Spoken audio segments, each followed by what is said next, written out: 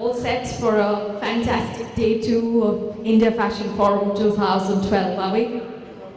We had an absolutely riveting day yesterday, and today I promise you is going to be no less.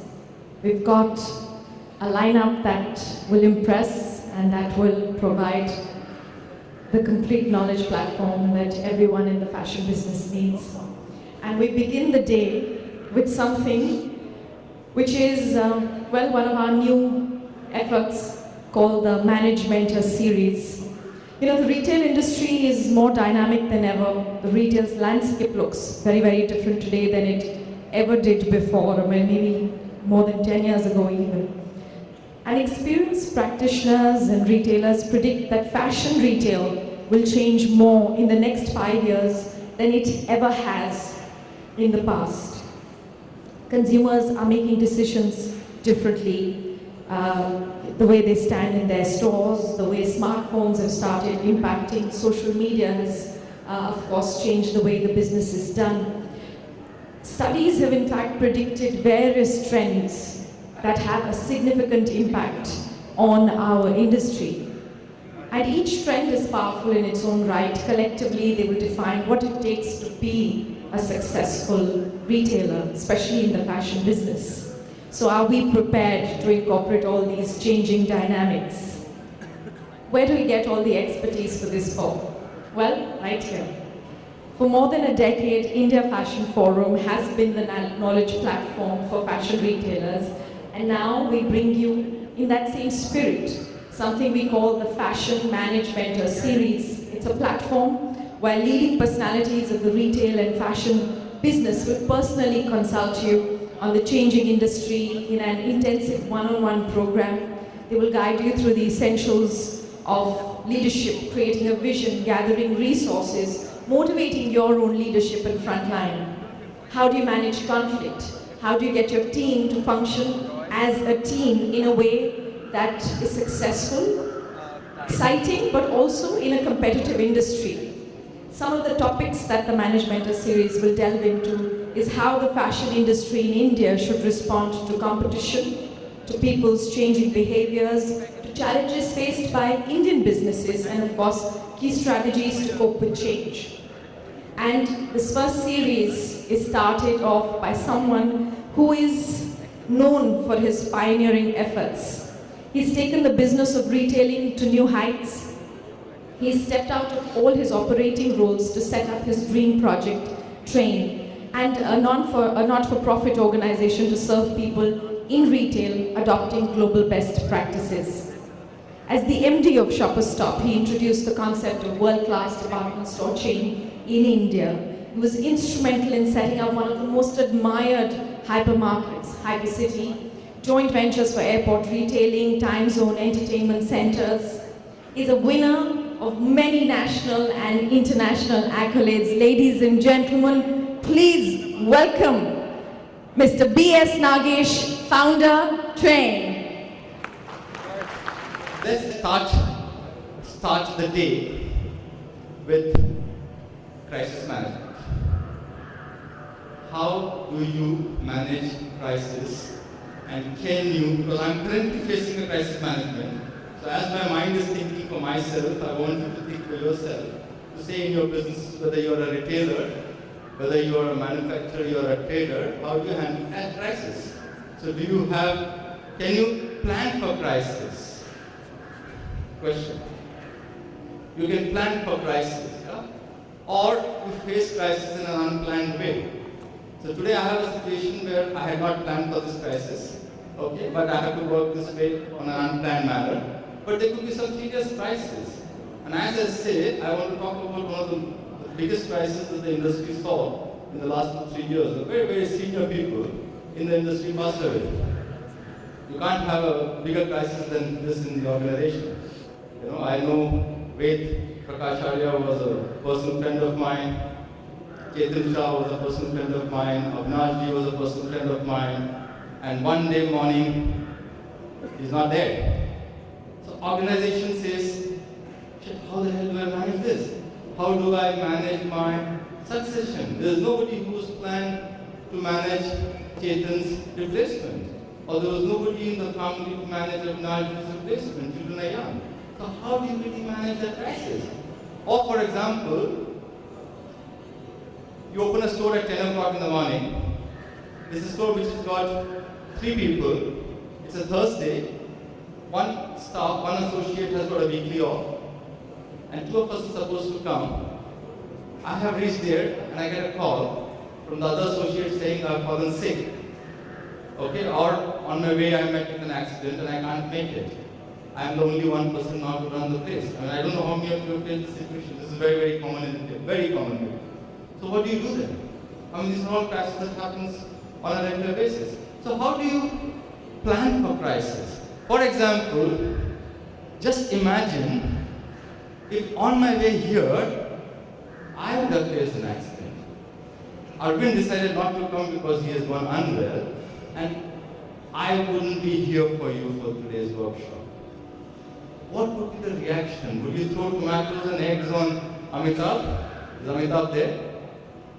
What would you go through? How would you face? Or imagine a store where the store is not open at 10 o'clock in the morning. I mean, these are all the situations that we face. So there are 2 parts of crisis management, and all of us have to plan for the crisis management. One is where you plan for the crisis from past experiences. So can you plan for crisis? How many of you have planned for crisis? How many of you are retailers here? Okay. Can I ask, how many of you are retail CEOs? Oh, you have a bestseller team and now you have a bestseller CEO here. Oh, wonderful. Now I have a full, I can do a classroom separately. Excellent. So, how many of you are business heads, means CEOs or people who are the number 1 in the business or the owners or founders in retail? So you have 6, 7 of them. Fantastic. Fantastic. I'm going to ask you a very harsh question. Very harsh question. Tsunami comes and hits this room, all of us are dead. Those of you who raised your hands, tell me, will your organization have a successor in the next 20 minutes to say somebody can run? Those of you who raised the hands, tell me how many of you have your successors ready. There are two of them who are there. There is 3 of them have a successor. This is a very, very crude example I gave. The reason for giving this example was to say that you need to plan for crisis. It is very, very important. And let me give you an example of what happened to us as part of my journey in Shop Stop. As a young, enthusiastic CEO, in 98-99, I took 3 calls. The board allowed me to take the call.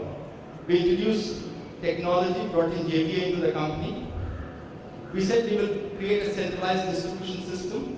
That means instead of having 1 stock for every store, we said we'll have only 4 distribution centers. And we said we will launch and implement the whole technology at one go. We did that and it was a disaster. It was a disaster because the systems didn't work, the distribution system got totally choked, and in that whole situation for 4 months we had no clue about the inventory. And the organization lost 25 crores. We made a loss of 25 crores that year. That was a crisis which was not planned.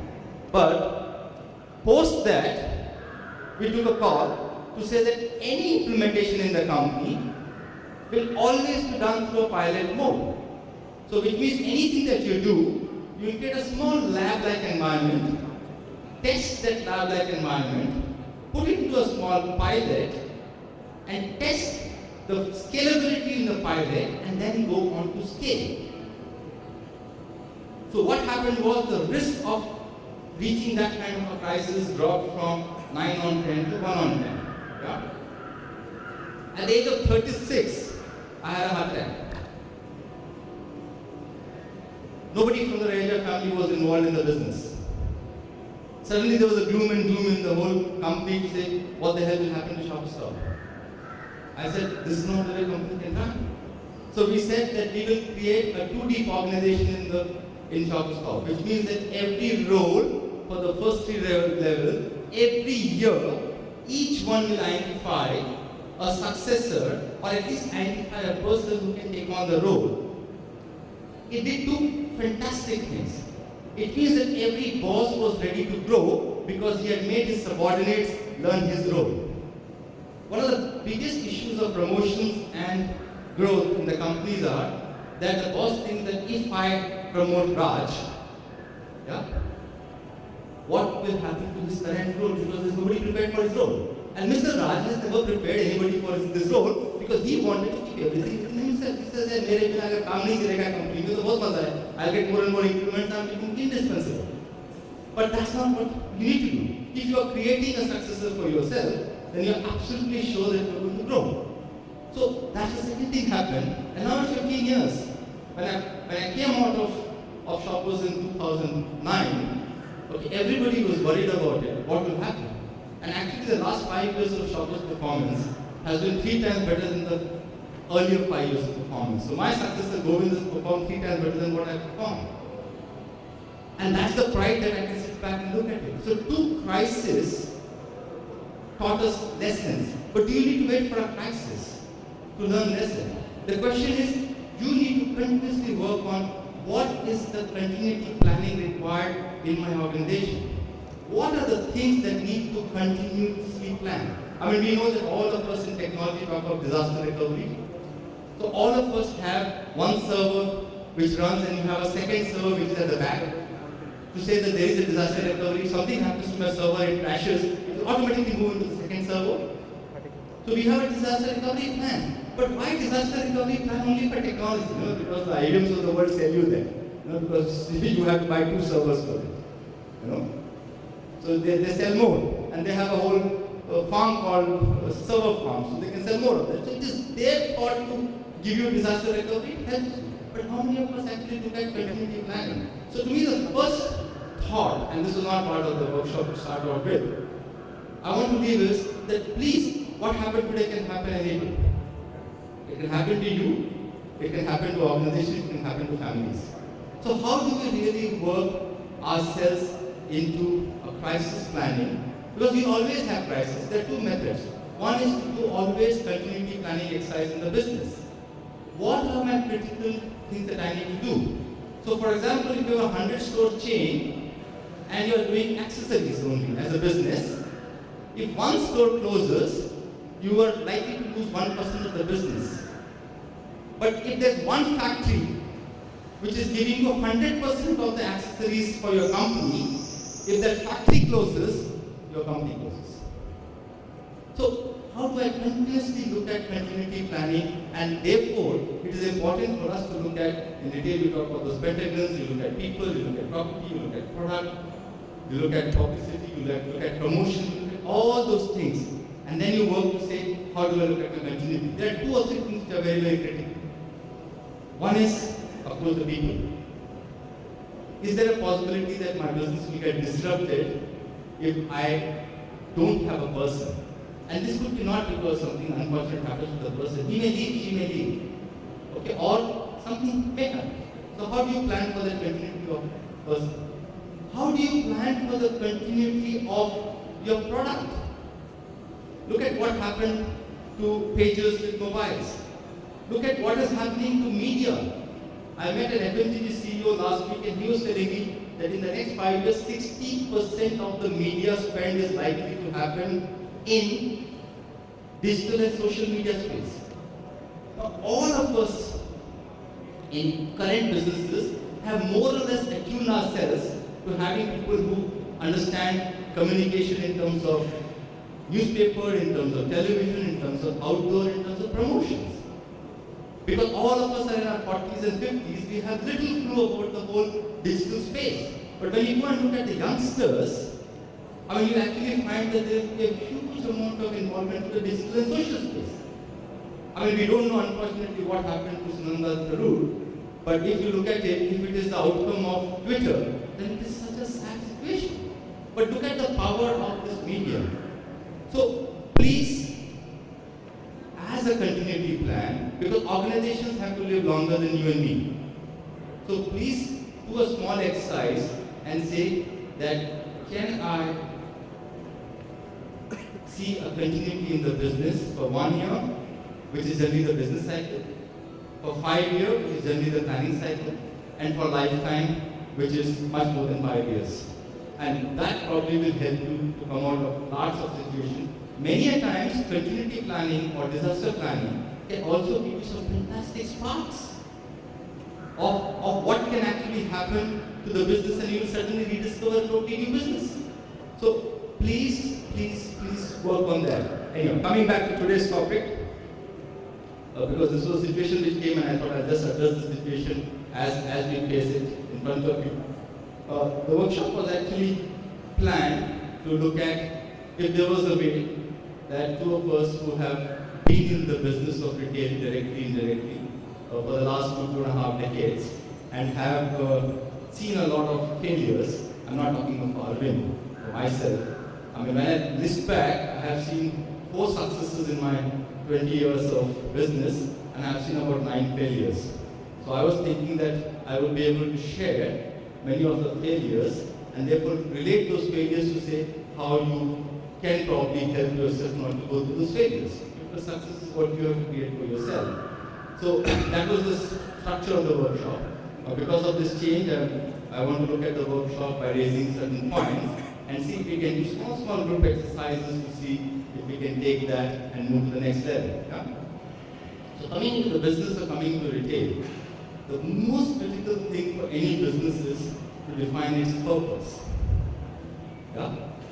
So I want you to do a small exercise. Pick your pens, okay, and write in one sentence, not more than 10 words, the purpose of your organization. Okay? Not more than 10 words.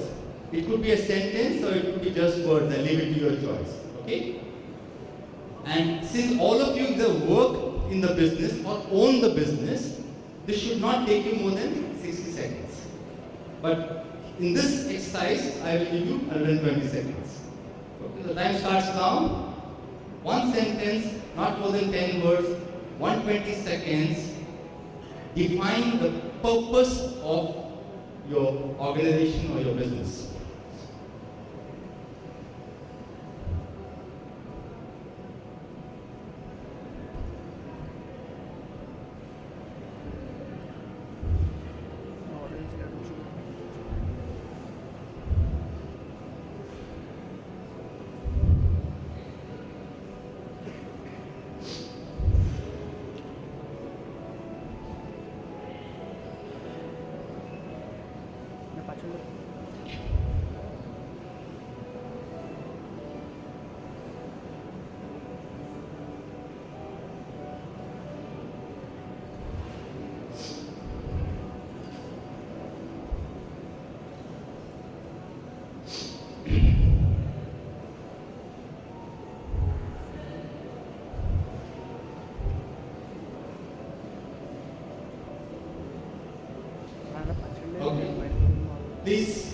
Please stop, turn the page, take a fresh page.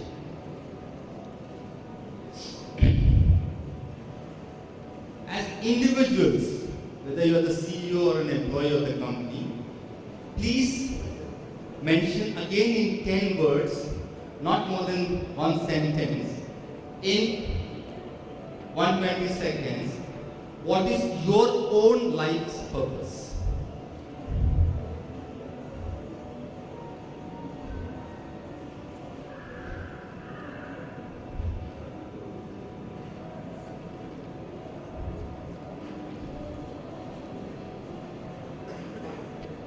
Since I'm not going to be exposing any of these to anybody else or not sharing it unless you want to, so be absolutely truthful and genuine, because this would be of help to you. And if you are willing to share it across, then maybe it will be of help to lot many people.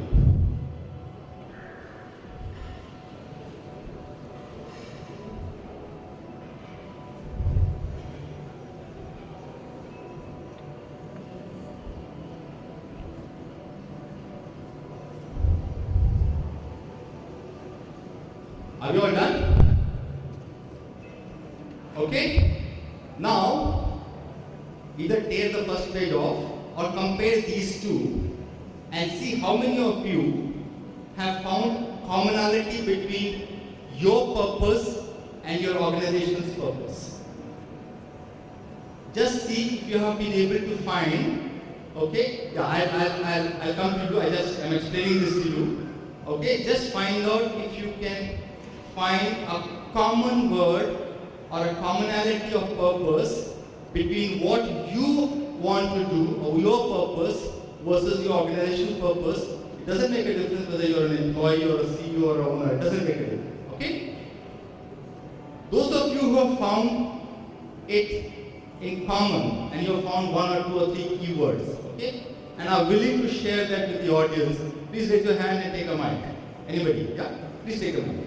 And just share quickly saying, what was the purpose? If you want to share the purpose, you can share the purpose. Otherwise, just tell us the words or the sentence that is matched. The core purpose of our company is to act as a catalyst in the growth and prosperity. Yeah.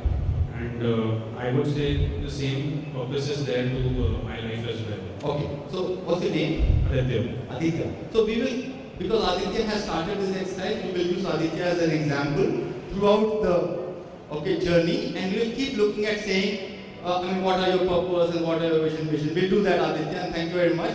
Okay, in a good work, you will be the guinea pig of the today's session.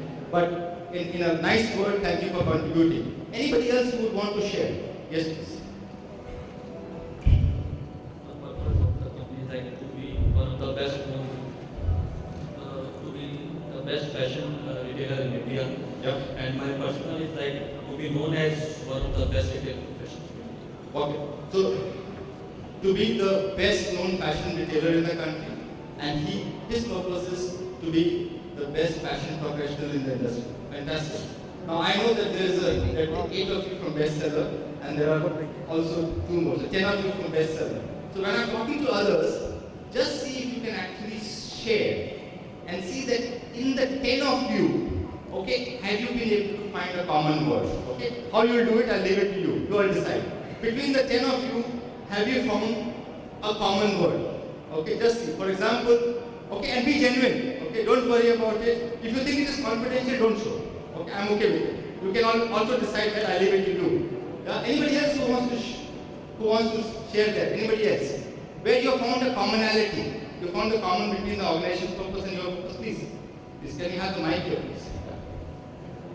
Yeah, keep it brief so we can keep moving on this. Yeah.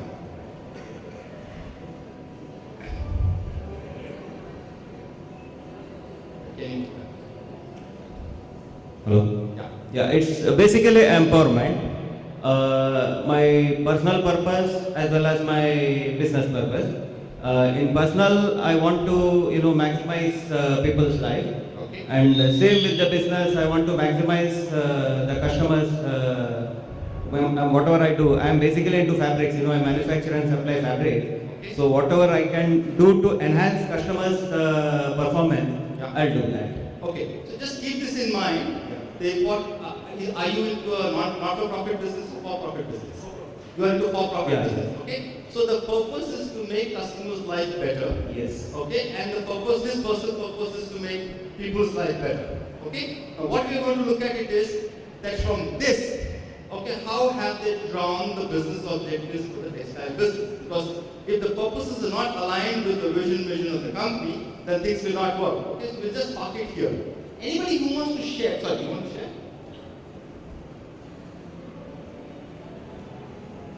Yeah, that in the back. Continue to be the best buying destination for the people of our area. Okay, so that is as a retailer. Okay, you want to be the best destination for all the consumers. Okay, what about your personal purpose? Be a successful, satisfied person in life.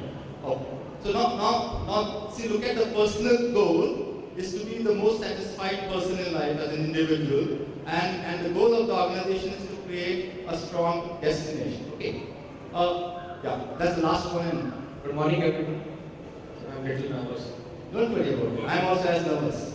I'm into distribution and marketing, a lot of products. So for my organization, build your reputation or name, money will flow automatically. Okay. And my personal is contented lifestyle and keep others and downline happy, whatever you can contribute. Okay. So word is contented life, and there is to build the organization's purpose. Build your reputation and name in the market, money will flow automatically. So build reputation, money will flow. He wants to have contented life. Okay, we'll take this for examples and keep it here. Yeah, you want to.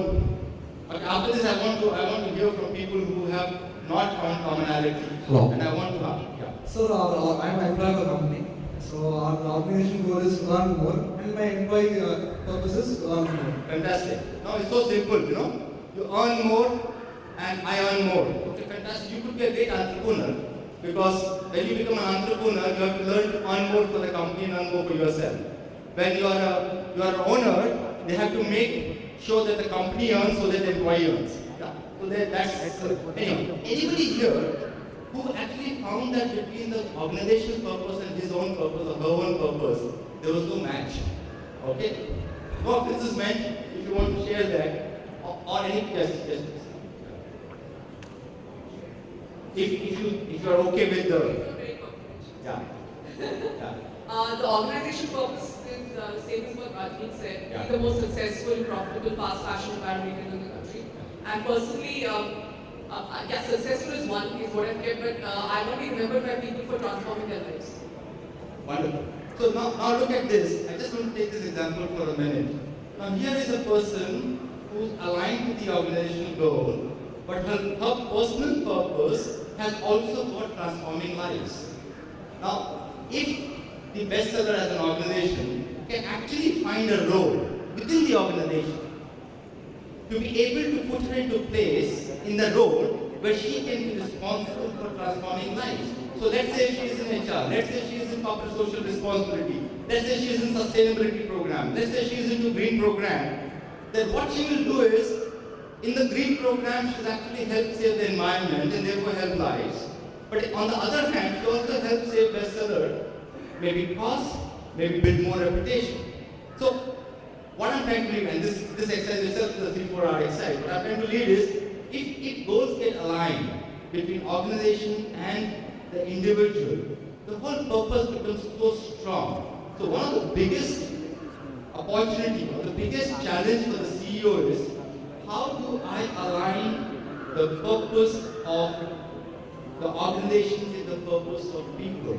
I'm using the word purpose, I'm not using any corporate jargon because I want to come to that separate. But purpose is very simple, very, very simple it is. And you know, it makes so much of a difference. For example, yesterday I was with a lady called Rita in Alamba Trust in Bangalore. She is herself disabled, she is on a wheelchair. And when I was talking to her, I said, what's your purpose? She says, I want to make lives of people who are disabled better. And I said, what are the challenges? One of the biggest challenges, there are a lot of disabled youth who eat gudka. You know, any of those youth who eat gudka, we don't allow them in our premises. She has about 60 of such youth in her premises. And she says that they are very upset and they have left and gone. I said, but why do you want to do that? She says, no. Not only is about making their lives better, but I know that by eating gudka, their lives are going to be worse. And they're already challenged. So what can I do to ensure that they don't get further challenged? So she has a mission in life, and for that mission, she is willing to sacrifice 4 or 5 of the student youth. And her only way of earning is the 2,000 rupees she charges with this youth, disabled youth, and provide them food and shelter, and they stay in the same hostel. So how beautifully one is aligned, and for that mission, for the purpose, she is willing to sacrifice her revenue. Yeah? So that's the power of the mission. Anybody else who wants to share when you find the difference between your organization purpose and your purpose? Anybody else who wants to share? Yeah, you want to share? I said the purpose of the organization is to serve a customer with quality clothing and very, very bespoke, strong focus on what we do to sales. And personally, I said be a healthy, decent human being more than anything else. Okay. So I think this is slightly there's a difference. I mean, what you have probably the purpose is not understood. Okay, because to be a healthy human being, okay, or a good human being, okay, cannot be a purpose. It can be a purpose. I'm not saying. I'm just trying to articulate in a slightly different way, because maybe if you articulate it, you'll find that some goals you must be having. For example, to be a healthy human being, for somebody who's able to make a difference. Okay, there would be some other words that will come into your mind, but currently I'm leaving it here. Yeah? Okay, so this is a very simple exercise on the purpose, but organizations don't have anything called purpose. Organizations define themselves through vision, defined through mission, and then they put goals to it. Yeah? So if I want just by raise of hand, how many of you have a very clear written drafted vision statement of your company? How many of you have a very clear mission statement in your company? And how many of you have very clearly drafted values, which are the governing principles of how you will achieve your vision and the mission? Vision statement, mission statement, and values. Just one or two of three of people. To me, this is very, very, very important. This is, I think, the most important part of any organization to align your business, is to have a very clear purpose. Now, it's not necessary to begin with for purposes to match for all individuals, but if you're an entrepreneur, okay, at least the reason for which you put your life's well or put your whole heart and soul and effort into it, that purpose has to be converted into a vision statement. Because as long as you're running the store yourself, you are physically present in that environment. People are seeing you. So after you are the jagte value guy moving around, you are mobile guy, they are seeing what you are doing. But the moment you have more than one store, the moment you have chain of stores, then you can't say that, oh, they should learn the values from me. No. You have to articulate your vision very clearly. You have to articulate your vision very clearly. And I would actually differentiate between the way vision is seen and the mission is seen. You have to very clearly articulate your beliefs. Okay, for in this example of Rita I gave you, I mean, she has a very clear value. Is that my students who are going to stay in my trust, okay, they can't get into, okay, smoking, drinking, gutha eating because that's harmful for their life. That's a belief. And that belief has got converted into a personal value. Okay, and the value is manifested in this kind of a way. Yeah? So, please definitely look at, to say, can you look at the purpose and make it into a value statement? For example, one of the best known exercise in the last 10 years of our country is Mahindra's. So if some of you get a chance, I'm told there are some case studies, I'm told that they are, okay, if you go back and look at it, Mahindra and Mahindra, a few years back, I think 2007 or whenever, decided to call this mission as Mahindra RISE, R-I-S-E. Okay, there are cases of saying how do they reach that mission statement of saying RISE. What does RISE mean? And today they are in 18 sectors, I'm told in 100 countries. They were a less than $1 billion enterprise in 2000, and they are a $16 billion enterprise. So from less than $1 billion to $16 billion from 2000 to 2013, $16 billion, hell of a lot of money. So all guided by a vision, guided by a mission, and then to translate this across the organization, across the world, across 100 countries and 18 verticals. It's a classic example of how your purpose, your values can be converted into a vision, into a mission, and into a value. Okay, I won't get deep into this, but I just want to reflect a few things, because if you are not guided by the values, okay, sometimes you find that as you go into your mission of what you want to achieve, when you look at your vision, conflicts start coming in because each one starts behaving very differently. And if each person in every unit, every organization starts behaving differently, you will not be seen as a unified organization. I mean, today, the only brand in the country, the only company in the country, the only group in the country, okay, which has established its values is the Tata Group, because they have crossed 100 years, 3 generations, 4 generations, which means that they have been able to create a value system and a purpose and a mission which has gone through 4 generations. And today the Tata Group is one of the most respected groups in the country. So they must be having some values which they have taken across from one generation to other generation, from one company to hundreds of companies that they run. So why are values important? Because if you do not have values which are documented, then what is the time? How do you tie the whole thing? How do you tie all the people? And don't forget that all of us have actually grown with certain family values. And the way the family is no different the way the organizations are. Because at the end of the day, the family surname is a brand. And bestseller, Shutterstock, Soch, these are all brands. Why do stupid looking names become great brands? Lemon, apple. What is so great about a lemon and an apple or an orange? Orange became worth of $1 billion. Apple, billions of dollars. It's shape ko $1 billion brand banana. But what is it? It is the way you carry the values. What happens when a son gets married? Okay? They say, boss, तुम जो भी कर रहे हो, खानदान का नाम रोशन करना. What is that खानदान का नाम रोशन करना? It is to say that this is a brand, खानदान is a brand, and please ensure that this brand grows. So when you are seeing this brand grows, how does it grow? It grows because the values of that खानदान is maintained. And a lot of people say, no, वो यार वो Chaturvedi family का लड़का है, fantastic. But a lot of people say, वो फलाने, वो नागेश के family का लड़का है, बदमाश. Look at this. They get associated to families. Similarly, people associate people to brands. So you have to have a tie.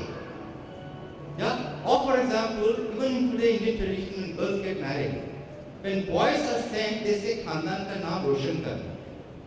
When the girls are married, they say अपने खानदान की इज्जत रखना. These are those सास बहू serial याद आ रहा है. It's basically because this is everything to do with brand. It is everything to do with values. And it is the values which get tied in to create a brand. So, if all of us can actually look at the values, have very clearly defined manifestations of these values, convert this into proper purposes, you have a vision, mission and values, and you'll find your organization becoming a much, much stronger organization because people then tie in together. I can give you one example of many years back. Long time back in our organization, we created a value saying we will not take what is not ours, which means that we will not accept gifts from our suppliers. Only thing we will accept is sweets which we can share with everybody. Okay, this became a value of the organization. But in the first 3 years when I was running Shutterstock, for 3 years I used to accept gifts. Because whatever gifts came, we used to share. Because I used to get hundreds of gifts and we were only 50 people. Everybody used to take 2 gifts home. When we became 500 and we got only 100 gifts, we realized that you can't share. So there was a problem and we realized that this is something not ours. So we had a value saying we will not take what is not ours. And about 7 years ago, the values were formed in 1994. 7-8 years back, a supplier called me and said there's a new buyer who is joined and she just placed an order for Corona half and she's asking me to send a fridge home. And she said this is a very common practice in mine today. 0.1% to 0.2% is an accepted gifting proposition. I'm told in some of the traditional markets, actually it's put in the bill. There's a particular Gujarati word for that, I don't know. Okay, and he called her and he told this buyer, he said, this is not Shutterstock values. So are you sure you want a fridge home? She said, no, I have, there's no problem. So he said, I'll have to call Mr. Nagesh and ask him before. So he called me and I said, just ask the buyer to leave her laptop and whatever papers with you, because I trust you more than it. Tell her that her settlement money will reach home. There is a commonality which also ties up the suppliers. So I am sure there must be some practices in bestsellers, some practices in search, some practices that you will have in P&O, which people will be able to relate to and say, this is the organization value. So I don't want to get into more in this, but strong recommendation, please cast a vision statement. You don't have to be very scientific about it. It will be few words, few sentences. You can get lots of consultants who can help you, but do it from the heart and the mind. Very clearly create a mission. How are you going to reach that vision? That's the mission that you create. Okay? What will be the governing principles under which you will operate? I mean, today people have trust, openness, transparency. These are words that people use to govern. But it could be anybody, any of these words that you would want to keep. But it has to be governing principles. And those are principles that you should be, as an owner, CEO, should be able to follow. Because until you are able to demonstrate those values, you cannot build the organization under those values. Yeah? When you do all this, you eventually start working out on goals. But what happens in businesses is that as owners or as individuals, all of us are more interested in our roles than in our goals.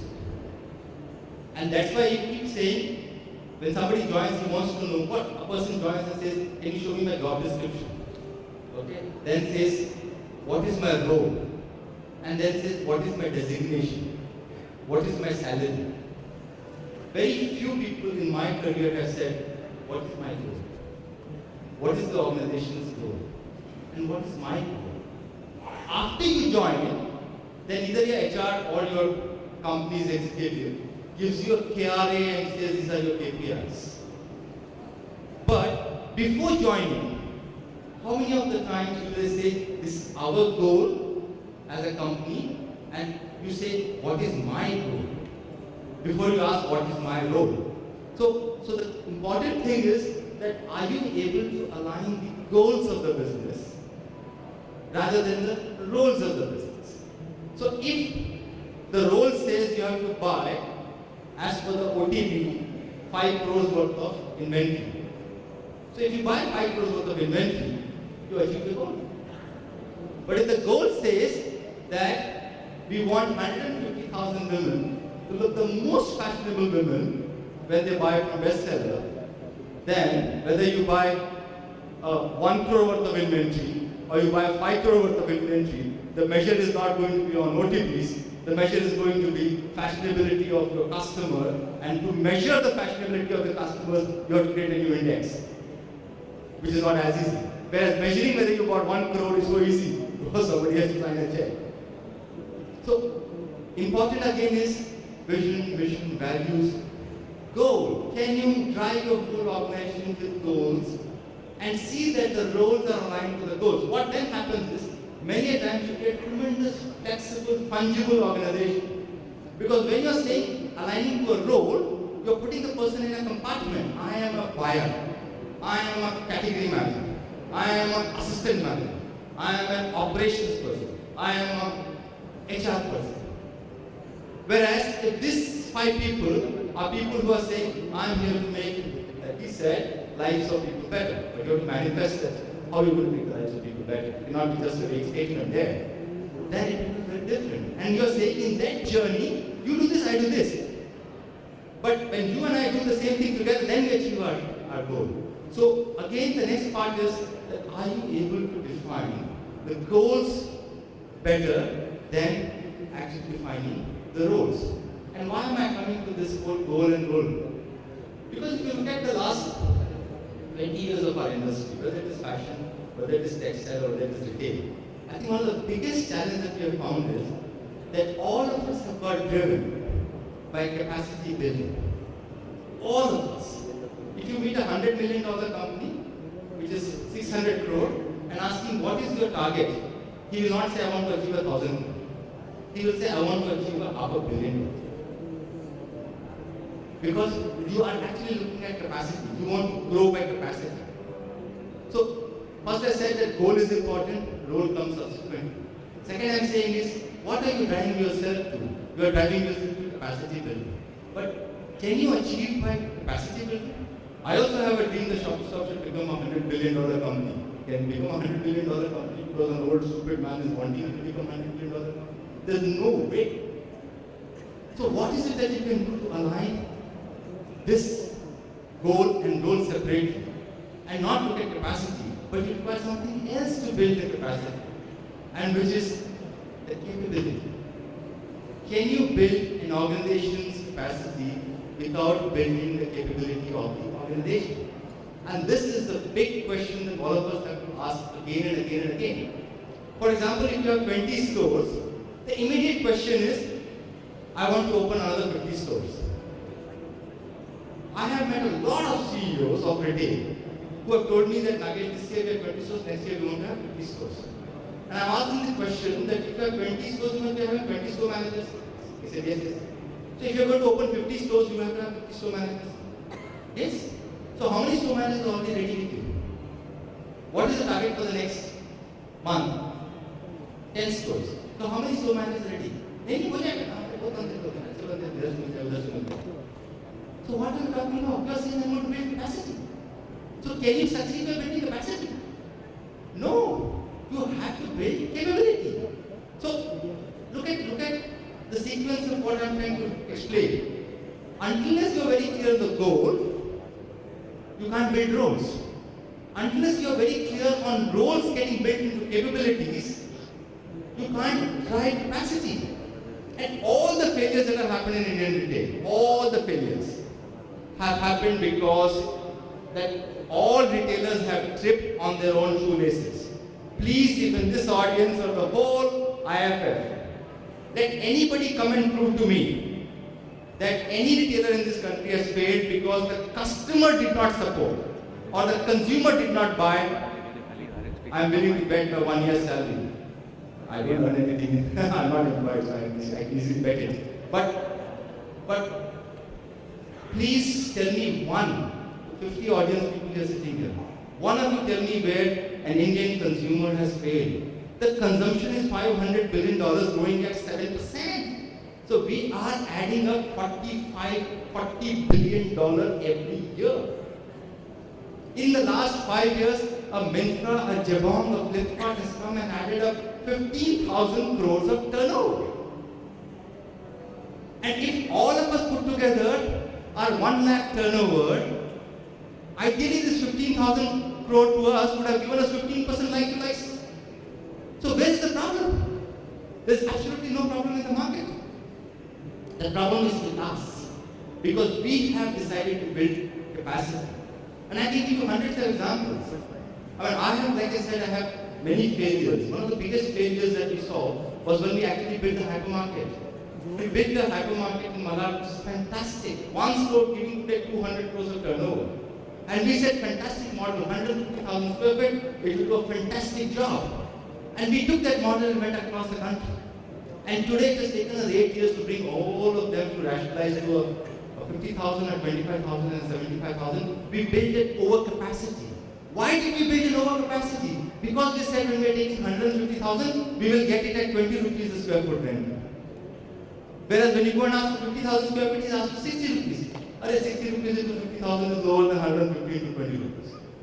But so-called Buddhijeev, so-called MBAs of the world made this basic mistake. Why? Because we were wanting to track capacities. Why did that developer get caught into it? Because he thought 3 lakh square feet है, 2 FSI है, 6 lakh square feet है, lakh square feet का hypermarket बना देंगे, ये दूध फंस जाएगा hypercity वाला, मेरा तो 20% capacity निकल गया. Again, issue of capacity. We all forgot to look at what is the capability in that market. So friends, goal is very important, create role. Capability in business is very important than capacity. So please ask this question. I started off in the crisis management lessons to say that how many of you have prepared yourself for crisis management? My next question to you is, how many of you believe that you are capable for the current role and the future role? Ask this question to yourself. And I have asked that question to some people and I'm sharing that with you. I met a very, very dynamic entrepreneur who had taken a business from 0 crores to 300 crores in the last 10 years. PE guys valued his company at 1,000 crores. Because the PE guy and that gentleman thought that if they get 200 crores money, they can take the company from 300 crores to 600 crores in the next 3 years' time. Okay, I know the PE, I know the individual. So I sat with the PE guy and said, how will it happen? It's so simple. He's actually short of money. So if I give him money, he has 100 stores, he'll add another 100 stores. That's all, as simple as that.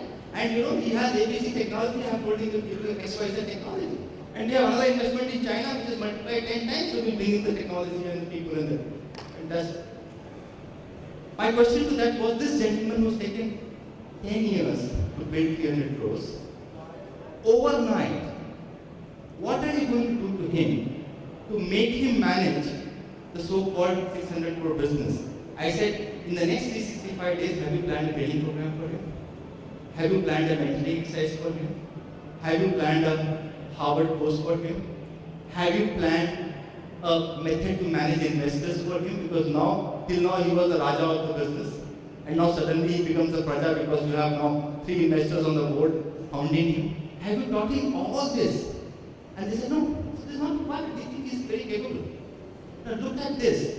And there are already n number of cases in the country where people have put money into these retailers and they've just gone bust. Or people have gone to IPOs and 1,000 rupee share has become 6 rupee share or 8 rupee shares or 10 rupee shares. Why? Was it the capacity failure? No. The failure was of the capability. Because we did not build the capability of individuals who are in the role. So please, always, the capability has to precede the capacity building. Take an example of the way our country is growing. Take the example of BKC. Take the example of Mumbai. Take the example of monthly builders. Take the example of brigade builders. Take the example of Loda builders. When you want to build a building that you've been building of 10 stores or 12 stores, you use an ex-architect. Now you want to build a building of 50 floors. Do you use the same ex-architect? No. What do? You go to another architect who will actually build a building of 50 floors somewhere else in the world and say, hey guy, can you come and do this building? Why do you go to him? Because of his experience. Why do you go to him? Because he has got the capability. He has already proved the capability. So how do you build the capability in the business? I think this is very, very critical for us. So unless you are able to build capability, building capacity can become very, very strenuous, in spite of having the money. I mean, those of you who read today's newspaper, where Reliance Retail declared that for the first time they've actually made 100 crores PBT. Okay? And if they have invested 5,000 to 7,000 crores, and they have spent 8 to 10 years to make the first 100 crores, what does it prove? It proves that only money cannot build business. Only might cannot build business. Only intelligence cannot build business. Only connections cannot build business. I mean, this is one group which has everything. But it took 10, 12 years to make that money. And this is exactly what each one of us is going to face. So ladies and gentlemen, the question is, I want to leave at this point and go on to something else next, is build capability, recognize how to build capability. And capability is not only money. It's not only just financial resources. There's financial resources, technical resources, organizational resources, people resources, many resources that you require to build this capability. So have you worked towards building capability before you build capacity? Yeah? I will stop here for a moment before we go on to the next part. Okay. Anybody has any questions on the 4 things that we have discussed in the last half an hour, 45 minutes? One, we started off with saying that have you planned and prepared continuity management? Which means as an organization, have you actually looked at saying, if crisis happens today, okay, how will you manage? If one store contributes to 50% of my business, and tomorrow there's an earthquake or a tsunami and that store goes down, how will I sustain my business? If I am the only owner who runs the business, and I have never created anybody as number 2, if I fall flat due to a heart attack, will the business run? I had a financier who was a partner, who was a financial partner. Something happens to him and the finance stops. What will I do? I have a computer system which works very well. There's a crash, there's an attack on the computer system. How will my business continue? Please look at all continuity management and crisis management that can happen. Plan at least for 90% of crises that you can estimate from seeing as what's happened to others. One of the most advanced nations like Japan, actually we saw how they handled crisis, they prepared for it. Look at what happened in New York, into the flooding, they prepared for it. But still they could not stop it. So have you prepared yourself for it? First question. Second was that have you clearly identified the purpose of your organization? What is the purpose of your organization? Ask what is your individual purpose? Have you been able to align both these purposes to create a very clear vision for the organization?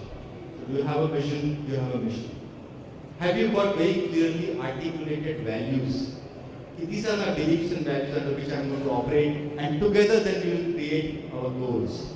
So first create your goals before you start defining the roles and designation. You will be a managing director, you will be a CEO, you will be a vice president buying. What is the difference between a vice president buying and an assistant buyer? Both buy the same thing. Okay. So what is it? Please ask that question, role versus role. And then ask the question, am I building capability so that I can achieve capacity?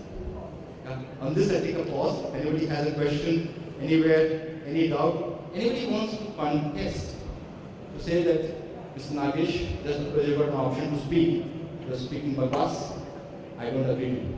I would love to hear that. Or if somebody has a contrarian view, somebody has a different view, please say that because I will learn. Take a pause, if anybody has a question.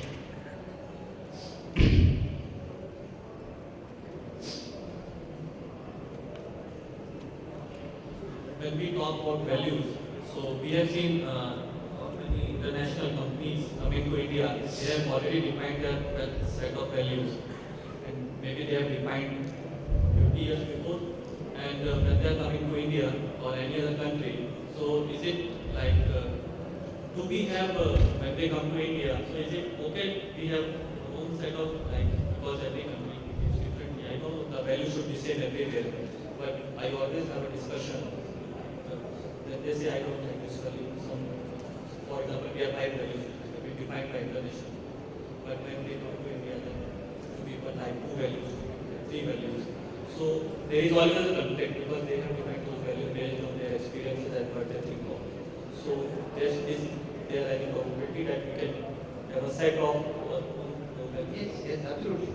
See, there are 2 parts of it. I think in your case, I know where you come from. There are 2 parts. One is a brand value and one is an organizational value. Okay? In your case, if you are talking about the brand value, then a brand value doesn't change when it goes anywhere else, because that's what the brand value is. So if your name is Raj, saying whatever, surname, just because you're going to live in Canada or Canada, you're not going to change your surname, because that's the brand value that you have. But let's say if you are an Indian, okay, like most Indians, who always like to go late to parties, okay, and they love to have people on time. Then there's the one principle that you have to adopt to that. So in your case, I think if you're talking between the values of the brand that you said as the bestseller value, then you have to see what is it that you can read from the bestseller. The second important in your case is you are also a part of a large organization in the country. So the operating principles of bestseller has to be both your Indian parent, okay, without actually compromising the values of the brand. So you have to have 3 kinds of values. One value which is the brand value, second is the parent's value, and the third is the combined operating principle, which together you are able to manage the brand very well. Okay. So let me give you an example. 2 brands which I love for what they have created is Domino's for Jubilant and Jockey for Page. Okay. Both these brands are not owned by them. But if you look at it, today Page Industries has market cap which no other Indian fabric textile guys have been able to come. And Jubilant has a market cap which nobody has been able to come. So look at the Domino's values which they have adopted to run the principles the way Jubilant runs. I mean, we run the 10 awards. Okay? I can tell you that every year, 20% of the best customer service stories come from Domino's. So they have built a whole culture of service. And that culture of service is very different than the culture of service in different countries. So they have adopted the Domino's principles, okay, but they have been able to adopt the Jubilant values. Similarly, look at Page. Jockey is the brand, Page Industries is the company. So you will have to add it. But I think it is very unfair to say, no, these are my American values, and American values you run here. Okay, you will have an Enron in the name. Yeah. Basically, a lot of capability building happens in the armed forces. Yes, please. Because retail is a people-driven process, people-driven industry. I believe a lot of adaptation can happen from the armed forces. In the armed forces, when the Johnny joins in, he's trained and he becomes a junior Savadar and Subedar Major. When a brigadier goes for a staff college, I believe that's not happening in the retail industry. I agree with you. I agree one part and I don't agree the other part. The one part I agree is that you build a capability without knowing when the war is going to come. So you're building a capability without knowing what capacity you require, but you're building a capability. The only difference I see there is that because the principal shareholder of armed forces do not have a return on investment defined, therefore the capacity is not questioned. Okay, I and you as taxpayers have never said, why do you have 1,28,000 people in the army and why not 1,18,000? Yeah? So that's the only difference I would like to bring here. To say that build capability as if you're going to go to war tomorrow, but in this case as if you're going to achieve your goals, but be sure that the capacities are not over-created because of somebody's stupid thinking. Like I gave the example of my stupid thinking of saying, Malad is 200 crores, so every hypercity should be 1,50,000 and made a big mess of it. I agree with you, capability building has to happen, but keep the goals in mind. Keep the capacity in mind, because the capacity has to have sustainability. Because one of the issues is that you build capacity which cannot be sustained. Can become a big challenge, especially in the Indian market, because there are two things happening. You know about your store that you're opening in the catchment. You don't know about your competitor's store that is going to open in the catchment. Unlike zoning laws everywhere in the world, where when you go to a commercial place, you know this is the only commercial place. In India today, you don't know what can turn commercial. Jayanagar third block where my in-laws stay was 100% residential. Now that's the only two villas left. Rest everything has become. If you look at Linking Road, it has fully become commercial. And how can you ever plan? And therefore you see Reebok had to have 3 stores, Nike had to have 3 stores because you have 2 different catchments. So be very careful that when you're building capacity in emerging markets, one of the biggest flaws is be sure that your capacity has a life. So if you're signing a property for 3 years or 5 years, be sure. In Orbit Mall Malad came in. At that point of time, okay, as a Raja good feeling that the other brother has a property is likely to build another property. But how many of the retailers actually had gone and looked at saying that 500 meters down the line, do they also have a commercial license? You would have gone and investigated. So you have 2 malls of 5 lakh square feet within a 1 kilometer radius. So how do you actually look at it? So emerging markets, before building capacity, just be sure that the capacity is sustainable. But capability has to sustain, there is no doubt about it. Any more questions before I get on? Yes, Ramesh, you talked about some very important imperatives for growth, individual and company. Prerequisites, I'd say, for individuals and for companies. Now, if either of these do not measure up to expectations, whose mistake is it? An individual or the company? When you say doesn't measure up to expectations, whose expectations? Both of them. I mean, at the end of the day, supposing, let's say my company's objectives haven't been met. Now, it could be due to a lot of failures, it could be an individual failure, it could be a company failure. Now, what I'm asking is, what is more important in terms of, ascribing a motive to the failure? Is it an individual problem or a company's problem primarily? To me, there is nothing called a company unless the individuals are put together. To me, the company is not a company unless the individuals are put together. So to me, I will always ascribe failure to roles and individuals in the role rather than a company. Because what is a company? I mean, again, in my case, the decisions ended with me and my board. So if something goes wrong, I am responsible for the failure. Or my board, if there were some decisions, for example, the technology decision that we took, which was founded as the worst decision that could be taken and Shop can bring down, was my personal failure supported by the board. But when we actually turned around, it is the whole set of individuals who work towards turning around the technology failure. So I would never say that a company has failed. It is always a set of individuals. If you look at Ramcharan's statement, the big management guru of this world, of day 4 yesterday in Economic Times, he said that it is the CEOs who lead to organization's failure. It is the purpose of the board to ensure that there is a pipeline of CEO talent managed. So it is the board's sole responsibility to say that the right CEOs are there. And he also mentioned in the statement to say that he took 2 companies' name, I don't know whether Microsoft was one of them, to say how 4 successful subsequent CEOs are paid. And he says, therefore the 5th CEO has to be right. And he also mentioned that I am involved in the CEO selection. So it is the CEO.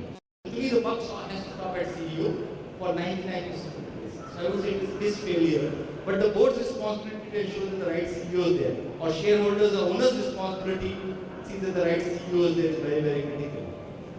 There's a problem when it comes to private enterprises. The private enterprises, the owners, find it very difficult to wear two hats. The shareholders hat separately and the CEO's hat separately. So what they do is they intermingle these two hats. So when it is to advantage, they become a shareholder. When it is to advantage, they become a CEO. Now, if you are able to do this, then it becomes very easy to manage the business because the subordinates ask the question saying, who is questioning you as an owner? Because you are a private enterprise, you don't have an advisory board. So everything that right happens is your strength or credit. Everything that's wrong happening, you have a role to actually say that you didn't perform well. So I think this is a question that you have to ask. And therefore, I always recommend to private enterprises that don't create a statutory board, you are not a public company, but have a small advisory board of 2 or 3 people who bring in complementary skills. You are an entrepreneur. You have tremendous skills, you have done your business, you have built a fantastic business. Can you get 2 or 3 people together? I have J Group team sitting here. You have built a fantastic business. You are a great product person. You are a fantastic entrepreneur.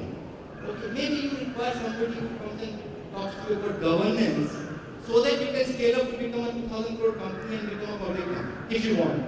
Or you may say that there are HR practices, which are family practices.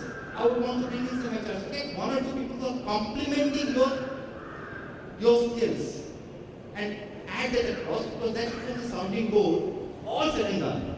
Whether you are a 1 crore company, a CEO owner, or a 5,000 crore company, a CEO owner. At that point, you are lonely. You are very, very lonely.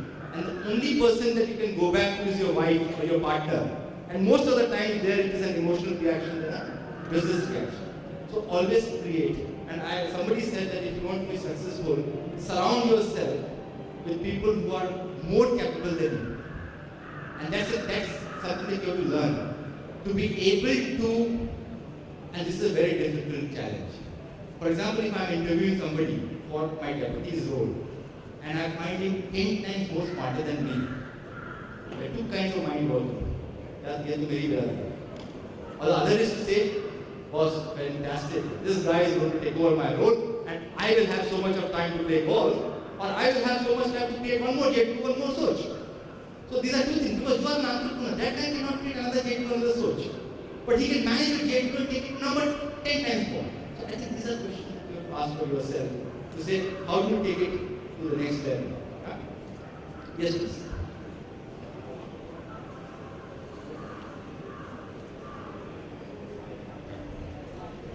Deciding to build a warehouse, and the capacity building that I do is normally a 5-year plan or a 6-year plan.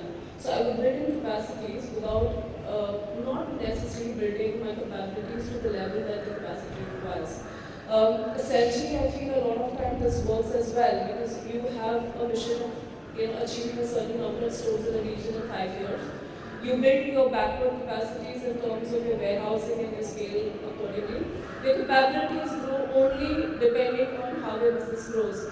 And so I'm not sure whether always the capacity building works backwards because a lot of times, especially in emerging markets, you would never know how successful you are. Second, if you are a first mover in the market, say if your shop is a lifestyle or a brand, you are a number 1 position in the category. A lot of onus upon you to kind of develop the market, ensure that they are there as per the standards. You are exposing them to the trends that are there, may not be fruitful in 1 year or 2 years. You wouldn't have the capacities or the capabilities, but you would be there 3 years, 4 years, depending on the break-even that you've taken. So I'm not sure if your capacity building can always go right or wrong, but of course the potential, for example, Pune. You had 7 shoppers, you had 4 centrals, you had 5 lifestyles all planned up. And then you all built capacities and capabilities accordingly because we knew all of us that okay, stores are coming up and we would require back end and etc. etc. The market failed completely. And the market did not approve to the expectations. So a lot of times the capacities, everybody is thinking wrong, or sometimes the markets are not living up to the expectations. So it wouldn't be that one retailer going wrong, 2, 3, 4, all 5 of them going wrong in estimating the capacities. So I think a lot of it is also the challenges which are posed by the markets themselves. Very good example. When I said build capability before building capacity, it is at an organizational level. When you set up the distribution center, okay, you have to take a 5-year plan. 100% agree with you. When you talk about the Pune example, I think Pune example was an absolute disaster of everybody's pain. Okay? And if you say that people have built capacity ahead, I would not agree with it. Because what is going to happen is of the 7, 8, 10, 12 malls, the 3 or 4 malls which are going to have a problem. Malls are the best way to convert into education institutions and hospitals. Okay, so you see some other companies like that. So that I would not agree that that's it's pure failure of management, pure failure of capability. Sometimes we also get into the rat race of saying, I am not there, what happens? Should I be there, should I not be there? You know, I am there in 5 inaugurated malls. If I don't go to the 6th, they will say, no, you have to come with me. I have made a mistake, better you come along with me because you have to make another mistake, please. Now, 5 people come out. But this is all part and parcel. But you know that many times it's a mistake. You take those things. But at an organization level, when you're building, distribution is only 2% of the cost. So when you're doubling the capacity of 2%, it is 4% mistake. But when you're doubling the capacity of the organization from 50 stores to 100 stores, it's a 100% mistake. So I 100% agree with you. The building capacity has to be taken care in emerging markets in the back end in a much longer period, 5 to 10 years. I totally subscribe. Yes, please.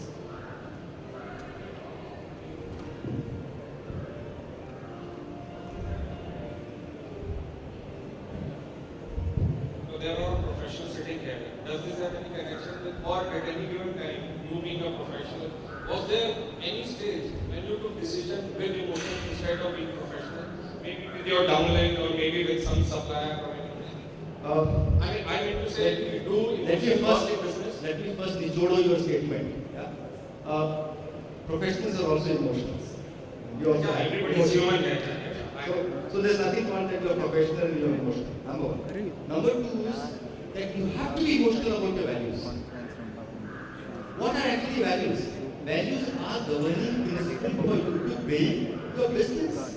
And emotional is another word or a set to a word attachment, to believe. So the moment you say you're emotional and heartless, then you can be an ATM machine. कितना भी press करो उसको कोई फर्क नहीं पड़ता, खराब हो जाए. But you can't behave like that. So I would say, you have to have emotional relationship, but don't start emoting every time. You know, because there are a lot of women sitting here, but they say that every time you become emotional with a man, he becomes angry. You become emotional with the lady, she starts crying. Okay, that's what people say. But if that's the kind of emotion, then no, it's not. But should you be loving your values? Yes. You have to love your values to the core. Only then will you be able to build the values. So I would 100% agree with you that be emotional, but you can't create values out of emotions. You're getting me? Don't create value out of emotions, because once the emotions go, the value will be of no standing. Create values out of your belief that you want to build a business. Be emotional about your values, but don't emote every time. Every time if somebody doesn't follow the value, you start becoming emotional about it, because then you're not leading. But yes, emotions do play a very important role in managing the values, because that's how you are in touch with what you're doing. I want to get on to the next part of this whole journey. If anybody has any more questions on this subject that we've discussed till now. Okay, I want to get into some of the feedbacks I took before the session. I'm happy that at least there are seats which are full, because I was getting very nervous when we started off, we had only 10 people. Even she was very nervous. She said, "Kahan phasa diya mere boss ko?" But boss, he ensured that he came and saw everybody sitting. So Saturday ko bhi attendance leke gaya. He must have gone for a movie to the house. Okay, and he'll come back before the session gets over. Okay, but I love that boss. No, so when I spoke to a lot of people in the audience, they say, "Why the hell are you sitting here?" Okay, some of you said, "No, I am coming here because you are talking." Thank you very much for the confidence. Some of you said that there's a lot of people issues. Okay, somebody used the word labor, somebody used the word people. Okay, and then there was a certain set of people who said they want to look at market, okay, the Indian market, the emerging market, the opportunities. And then there were several people who talked about fashion. Okay, so I am not a fashion guru, so I can't tell you what fashion will work more or what fashion will not work because that's here. But maybe I would want to touch the subject of custom. Because to me, if you understand what's happening to customer, the chances of you being able to add to the fashionability of the customer is very high, compared to understanding fashion and not understanding customer. I probably want to touch on that subject. So we have an hour to go and a lot of questions asked, 45 minutes to go. So we will touch on 3 subjects: market, customer, and people. Yeah? Before I get on to that, is there anything else that anybody else wants to touch? So within my capability, I will probably want to touch on those subjects. Otherwise, if you're okay, we'll talk about these 3.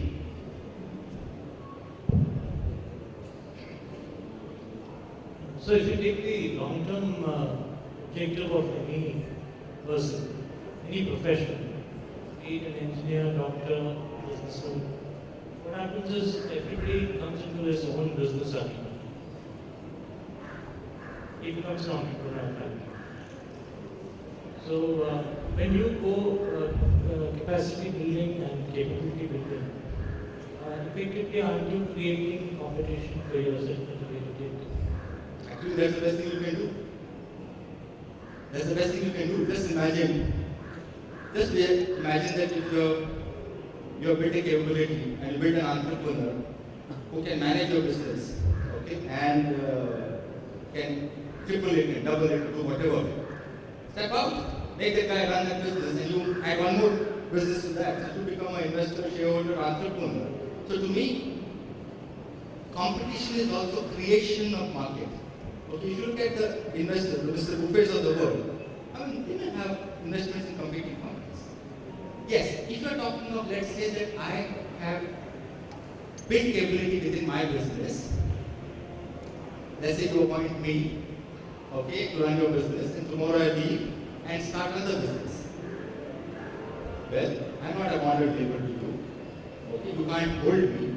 But you have to ask this question, till the time that I was there with you, have I delivered as per my capability to build a capacity? Okay? If I have left and gone to some other place to start a business, there could be 2 reasons. One is that I want to do something else which you are not able to provide. Number 1.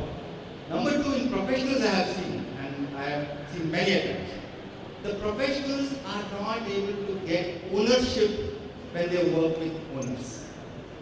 I think that is one of the issues that I have seen again and again. Because I have known many owners who tell me, "Mere family jaisa hai." You know, Naveen, this guy has been working with me for 25 years and he's like my family. I say, "Sir, what is mean by like my family?" And let me give you an example for this. Somebody met me, very successful entrepreneur. From zero, he has created a 100 crore company. His daughter finished her MBA. She's 25 years old. And he called up saying, "My daughter has joined the business and she's very unhappy. And I want to meet up with you." So as part of my trust, so I do a lot of these things where I meet people, I learn from them. So she came and she said, he said, "Mr. Nagesh," she said, "Uncle." So, uncle, I'm not happy. What happened? She said, "No, nobody is loyal to me. You know, after my uncle has split, means the father's brother has split from the business, I have come to the business and not a single employee is loyal. You know, every 1 year you're leaving." So I asked him, after 20 years, your uncle left your business. He is not loyal to your family. Why are you expecting somebody else to be loyal to your family? First question, no answer. Second thing they said, you know that out of the 30 people we have, 15 people have been there for 20 years. They are like family. So I was sitting in that cabin, big cabin, 2 tables, 2 chairs, one for the father, one for the daughter. They have renovated the office, beautifully renovated. Each person has got an 8 square feet desk. Computer desk, sitting next to me. I said, that guy has worked 15 years, he's like your family, has made your company from 0 to 100 crores, you give him an 8 feet renovated desk. This girl has joined you yesterday, she is dissatisfied, she is your daughter and you have given her a 100 square feet table. Please tell me, what is like family? All that happened, said, can I use your washroom? So there was a washroom, I started going, he said, no, Mr. Nagesh, don't do that. He took out keys from his drawer and he gave it to me. He said, Mr. Nagesh, please use this washroom. I said, why? This is for the family. So I went to there, it was shining, good Jaguar fitted washroom. So my mind was, so the family who's been for 25 years cannot use this family washroom. But Mr. Nagesh uses the washroom. So what is this? So to me, people ask me, what is ownership? Ownership is not about giving shareholding. These are the ownerships. Let me give you one more example of somebody I met. That gentleman has got a CEO to whom he pays 5 crores. Yeah, and we were discussing about the salary of the CEO, can you make it 6 crores?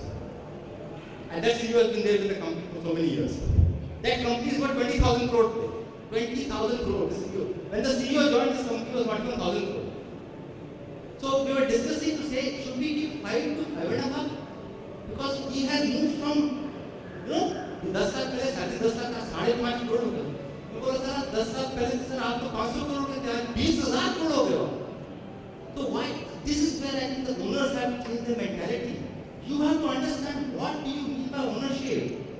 Ownership is not about shareholding. Ownership is about sharing the elements of ownership. What is the elements of ownership? There's nothing called like family. It's better you call him, he is my best professional. I would love it. Don't call him like family and don't treat him unlike family. So to me, these are the issues when you lose professionals. I'm very proud of what I am today. Okay, and let me share this with you. Till the time Shopstop went public, nobody knew that Dahejas are the owners of Shopstop. They actually thought I am the owner. Okay, and I had stock options. Helped me create wealth for myself. A lot of our employees, they were allowed to hold stock options. A lot of us have created wealth. Yeah? I stepped out in 2009. They just built a new office for themselves. They have a floor which is called the family floor. I am not part of the real estate construction floor, but they have created a cabin there. When I go in the family floor, there is a cabin where my name is put. I go and spend 1 hour. Why this respect for me? I am not part of real estate. But somewhere somebody thought that for 21 years this guy has been there. He has built a company which is worth 4,000 crores. Okay. Ravi and Neil were younger to me when I joined the company. I'm not a shareholder of real estate business, but I get a status. When I'm there in the afternoon, they're having lunch in the family room, they'll say, Nagesh, join for lunch. So, घर से जो भी सब्जी खाना आया है, बैठ के खाना खाना। So, to me, this is very important. So, ask this question to yourself. What is it that you're doing as owners? Okay. I just strongly recommend, please make your professional owners part of your shareholding. 2% shares though uनको, they will also grow in value. Okay, and you will see the kind of ownership that comes. So anyway, I think a long answer to your question, but this is also a very emotional subject to me because I actually find that a lot of owners don't do this. And I always talk to them, boss, karke dekho, you see what difference it will make.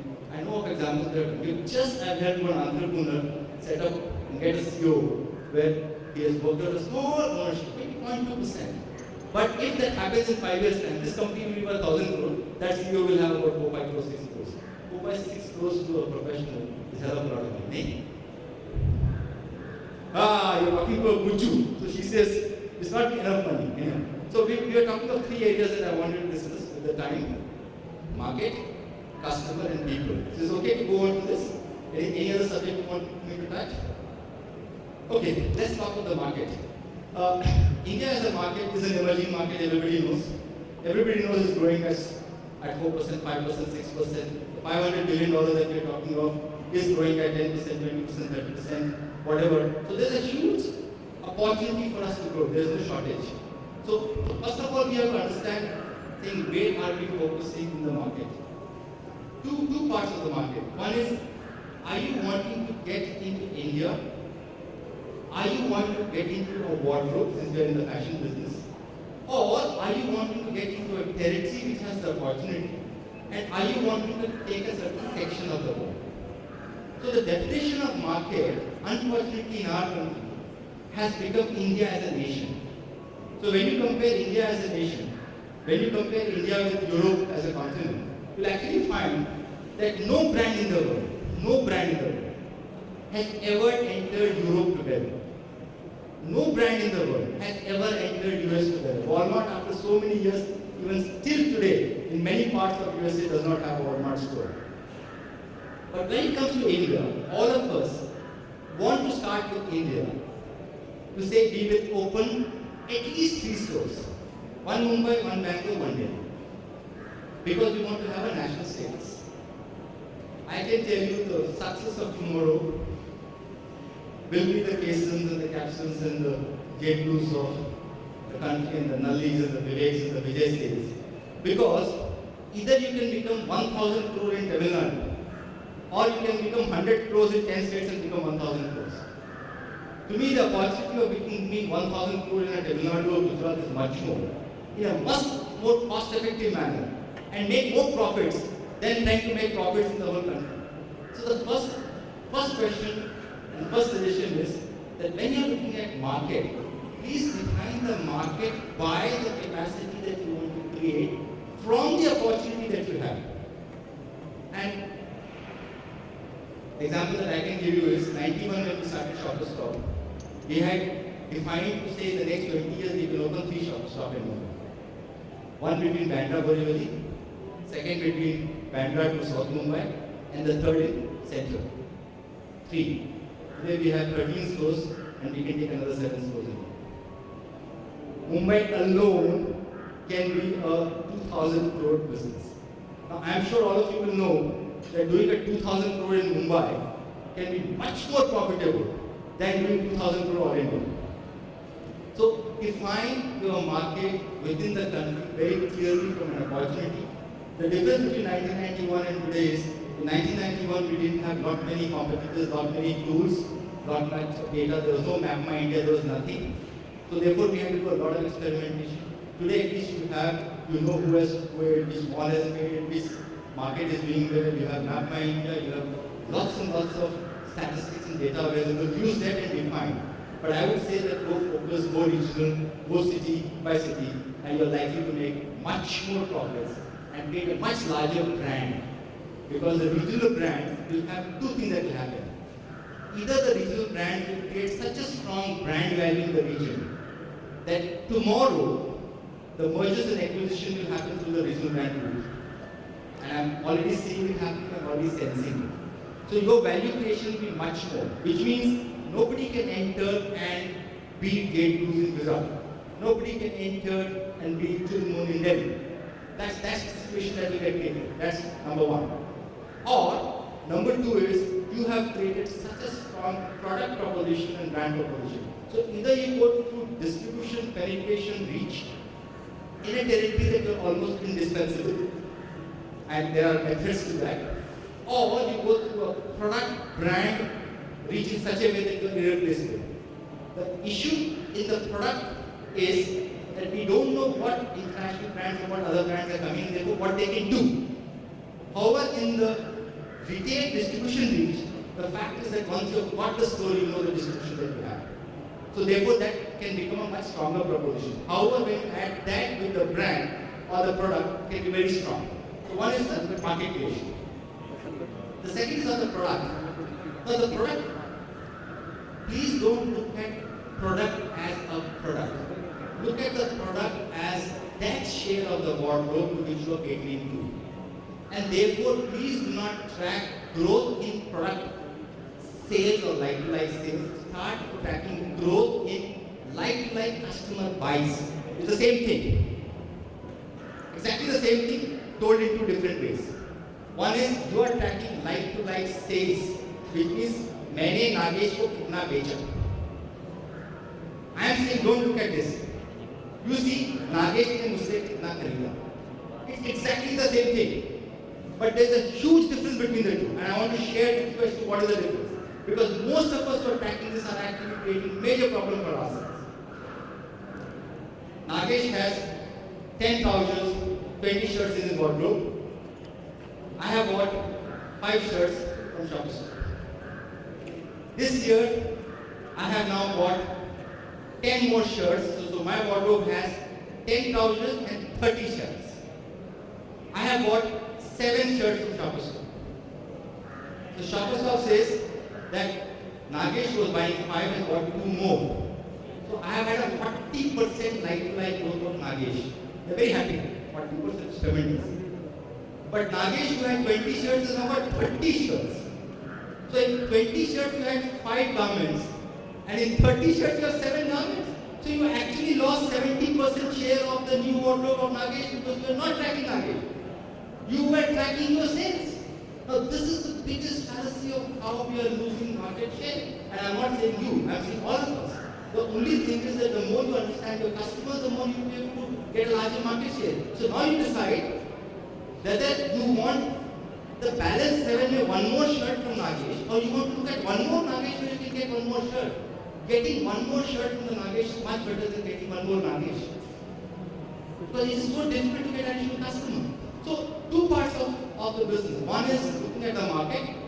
India is a great market, you can be a national player, an emerging player, do what you want. The second is about the product. I have found it much easier for you to get one incremental share because you know Nagesh, he has been shopping with you. Okay, the problem is you actually stopped looking at him. You are not looking at what he wants. You started looking at what you want to sell. And this is where the big issue is happening. I can give you my example. Last month, I wanted to buy 2 casual shirts. I went to Shop Stop, went to Lifestyle, went to every shop in Inaugural, every men's shop. I could not get a single casual shirt for myself. You know why? I was willing to spend 30,000, 40,000. Because the young buyers of today have decided something called slim fit. Yeah? So they want that youngster who's earning 5,000 rupees and willing to spend 1,500 rupees and buy one shirt because that guy wants to be slim. Even if it is not slim, the fashion is when he sits and the 2 buttons come out, he's very fashionable, you know, because his navel hairs are seen. But Mr. Nagesh who's willing to spend 5,000 more, okay, you are not okay doing a non-slim fit for him. You won't believe the whole of Inaugural Mall, I couldn't get a single casual shirt which was fitting me. And finally I had to talk to some people and then they got me the shirt. Anyway, that's a different story. Now Shop has. So there is a customer segment. Now, if you are looking at Nagesh and he has been shopping with you for 10 years, then the guy has grown in his waist. Yeah? So you are saying no, slim fit is the categories I don't want. One example. Second example. Just before Diwali, the world went into neon. Every Indian garment meant for Navaratri went neon, and every brand went neon. Today, I can bet you go to malls and see the women's garment. 30% of women's Indian garments are with neon. Now, how can you wear neon in December for an evening black gown party? With neon and then, I mean, you look like a joker in that party with the disco light going on. So, what's happening? You have started working on product. Great work, product capability, but don't forget the customer requirement. And therefore, what is customer doing? Customer is now going for cross. And then what happened? My daughter was looking for a dress. She went to Myntra. She bought a skirt that she wanted. She wanted an X size. It came on Thursday. It was tight. I don't know what she did. She built something. On Monday morning, another guy came with another skirt, one size larger, and took the old skirt and went. Between Thursday and Monday, she had bought a skirt, she got a replacement skirt, and the replacement skirt came first before it took the old skirt back. We will not be able to compete with this world if this is the way the technology and this is the way the whole service is going to be oriented. So, what did they do differently? They were concerned about this customer who had got a wrong size skirt. And for that moment, on Monday, there were 3 skirts which were out of circulation in the inventory. One that you were holding, one that had come, and God knows one that you could have bought there. So, what is the loss of inventory? 2. But what is the customer satisfaction? Fantastic. So, on this, I'm giving 2 thoughts. On the market, please look at emerging markets, get focused very clearly where you want to be. On the product, be very clearly focused on the customer to the product and not the product to the customer. You can do it because all of you understand your customer very well. And the customer is growing at a very, very rapid speed. Especially the customer that most of us deal with, which is in the middle segment. Now, the immediate question comes is to deal with customers, we require a loyalty program, we require technology, we require so many things. The question is, is the customer loyal to you or are you loyal to the customer? I mean, when we talk of loyalty program, the expectation is that they say, are you a member of my loyalty program? So the expectation in retail is that you are supposed to be loyal to me. It's just the reverse. No, I am supposed to be loyal to him. So the moment you change the definition of loyalty program, you'll actually see that the way the company works is very different. So how do you be loyal to the customer? By knowing him more and more. Whereas he has already made an effort. Leaving the whole market, धूप में गाड़ी में बैठ के she has come into your store. So she has made an effort in her mind, in her physical sense, and has come to your store. So that shows her loyalty. After she comes into your store, or Ms. Nagesh comes into your store, you are saying, "Boss, तुम मोटे हो गए तो तुमको slim fit ही दूँगा, ये नहीं दूँगा." So who is not loyal? I am not loyal to Nagesh. Not that Nagesh is not loyal. I went to every store. So when you say that customer loyalty program, you have to very clearly say what market you want to work on and how you want to create a loyalty towards the customer. The moment you work that cycle, I can tell you that technology is not a complication.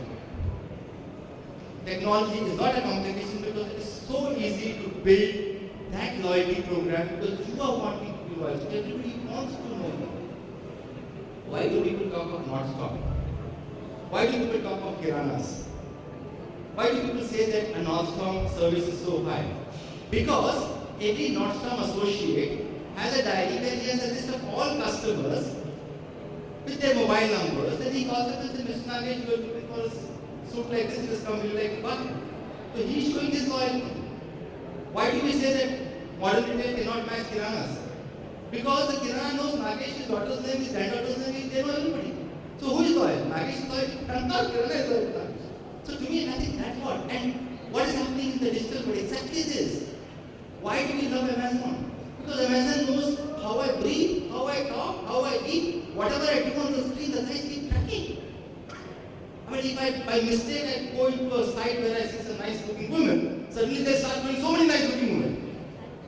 That's the way that Amazon is. So how do we actually behave like this to our customer? And to me, that is important. Customer and marketplace are two critical factors that we have to keep in mind in a very different way. And each one of us can design the program. I can take a lot of examples of retailers who are doing this within the country in a small way, but they are very, very good at doing that.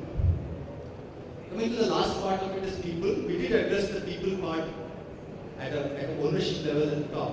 I want to address the people part at the front end level. I have been involved with Kiranas in my new trust chain. I have also seen shoppers at City all that. I have also seen Mac, cleaning, and that area, and I have also seen some of the high-end luxury products, where the salary varies between 8,000 to 25,000. As part of our trust, we also run a disabled program, and therefore yesterday we launched a paper on empowering disabled employees in retail. You go on our site on Monday, that paper is already up. You can actually download the paper. On Thursday we are launching in Mumbai. We actually did a work in one store where we took one brand and we put one employee fresh into the section for 1 week. Then we put an employee with 3 months of trained and experience. Then we put a fresh MBA, 6 days training. And then we put a person who has got 2 years experience into the same section. Okay? That part is already there, you can go into the paper. The person who has 2 years experience versus the fresh, the productivity difference was 60%. 60%. The fresh guy's salary was 7,500 rupees and this guy's salary was 12,000 rupees. The addition in this company where we went has 4% per month. So we are saying if the productivity, forget 60%, is even 30%. You can afford to pay this 12,000 guy 20,000 rupees. He will still make much more money than what you are making now. We have also done similar thing with disabled employees where we have actually said how disabled employees retention is half, my attrition is half, and how is productivity 7% more? And there are enough examples to say how each one of you adopts a disabled one employee per retail store, how it will make a difference to the employee, the sensitization of your company, and how you become a very inclusive workforce. But that's a different thing. Get a chance to read the paper. What I'm going to tell you is, it is important for us to understand the life of our associates and say what can make him achieve his purpose to get aligned with the organizational purpose. And his purpose are two. One are the basic needs, second is the needs in terms of pride and respect. Okay, I don't want to get too delved into this, but if you can in your organization, do a small survey to find how can you meet these two things. What does pride and respect mean for this employee in your company? One question get answered. Second is ask, say, what are the basic needs to meet? And I'm recommending a method. Ask your HR head, one day to go at 6 o'clock in the morning to your associate's house. Okay, take your HR head that from the time he gets up, be with the person. And when he or she finishes this work in the store, go back with him to the house, say good night and come back. So from good morning to good night, let your HR head spend one day with your associate and come back and describe to say how they should work out the person's role. I can bet you friends that your company's turnover will go by 15%. Your profitability will go by 15%. Because it's very, very clearly identified. The second thing, you know that we as trade celebrate Retail Employees Day. This year we had 10 lakh employees in India celebrating Retail Employees Day. 1 million. This year we had Turkey, Winer Corporation in Turkey celebrating Retail Employees Day on the 12th of December. 11,000 employees, 7 sites. We did a small research to find out what does it do. Let me give you an example of Star Bazaar. Mr. Noel Tata sent a personally signed thank you card to all the stores across, and the card was carried by the head office person. So the head office person took a card and gave it to the employees saying, Mr. Noel Tata has said thank you for helping the company, happy Retail Employees Day. They got messages from the employees to say, is it possible for us to quote this in our CV?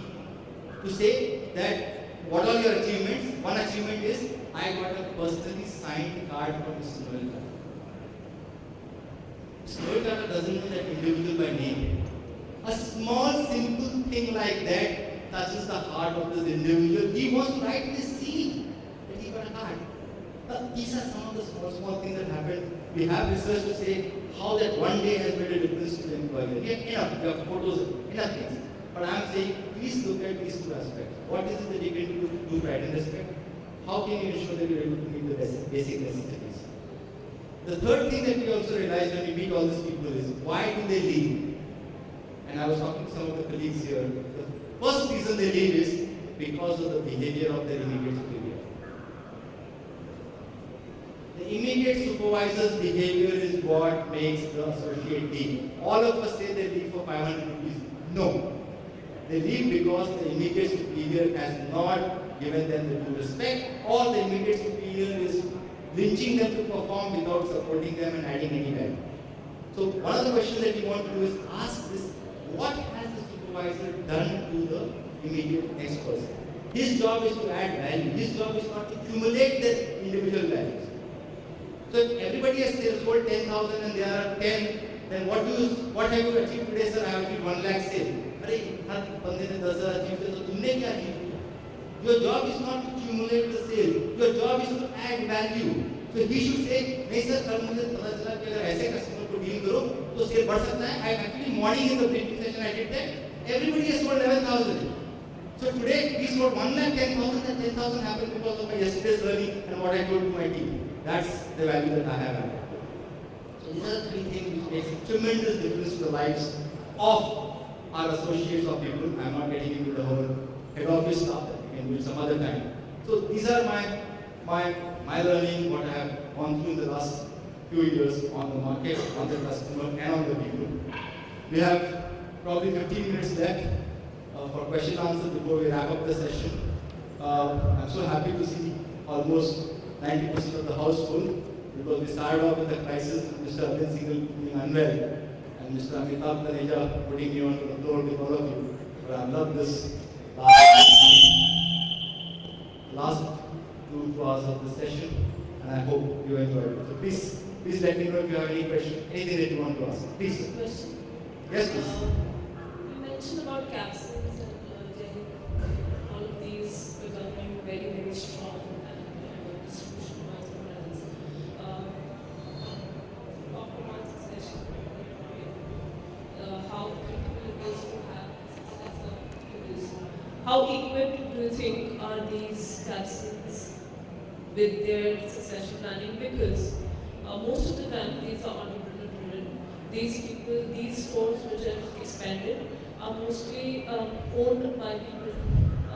And normally it seems that the second generation or the third generation is not as capable, or probably, pardon if it hurts somebody, but then they're not as visionaries as they had, their grandfathers or their grandparents or even the fathers. They take things very differently. They talk a different language. They walk a different road. So it's pretty different when you talk with the second generation and the third generation. I had the pleasure of working with Ravens with 2, 3, 4 successors.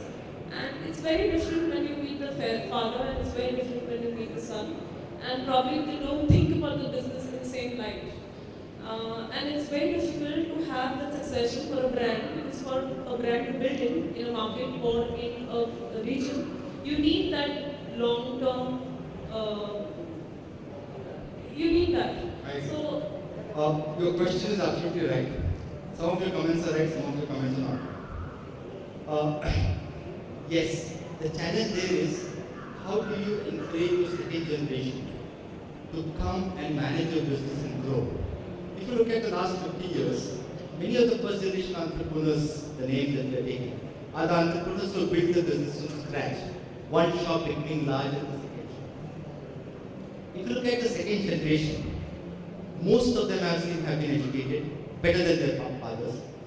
Most of them have lived a better life than their father or their parents, because they've got much more facilities. There are 2, 3 issues that I see. One is, अगर बिगड़ा हुआ बेटा है तो कुछ नहीं कर सकता. बिगड़ा हुआ buyer है, बिगड़ा हुआ category manager है तो भी कुछ नहीं कर सकता. It's exactly the same human being. But if there is a person who has a similar ambition, I have actually found a bigger challenge in the father than the sons. And the challenge that I have found is that the first generation entrepreneur is not willing to let go. Because the methods have changed. I am telling you, if I was more adept on the digital and social media today, the way that you all do it, I can make whatever I am doing 3 times more successful. It takes me 30 minutes for things to sink in. But I have now relied on that management training 1-year-old, freak on social media, do things. But he is 24, I am 54. So if I think I can do it like that, it will not happen. So one of the biggest challenges in the family businesses of succession is that you have built your children's capability more than what your capability in other spheres are. As an entrepreneur, you have a much better. So how do you continue to maintain your entrepreneurial zeal, but give away some of the things to the next generation? Okay? If everything else is there, because and everybody knows by the third generation the wealth get destroyed. That's a different story. So I am seeing a lot of places where the second generation is coming and doing this, where the growth is very, very positive. I'm also seeing that a lot of second generation have started up a new business, a new vertical, a second brand. So I have a franchise of Greenfield, I have a franchise of Bangalore. That's perfectly all right. I have started with Anne, I have started with Global Basic, maybe I will do Anne from Men, or I will do Global Basic from Men. So like this, there are a large amount of projects which are coming. But there is no particular mantra to say the succession can happen. But if you go back to my first session, it is as much a challenge for them to ensure that there is continuity and capability building. And actually there, it's a much serious need. Because as professionals, if I don't perform and I get sacked, I can go and take up a job. There, if I don't perform and my business goes down, I am not only responsible and accountable to the money and my family, but I also cannot suddenly go and take a job, because entrepreneurially I have no work than somebody else. So the challenge is much more. I am more positive about it, because when I meet a lot of these families who are at digital level, I have seen some tremendous success in those families. The issue is the first generation working with the second generation, and similarly the second generation are understanding the strength of the first generation. There's a complication, but I will be more positive.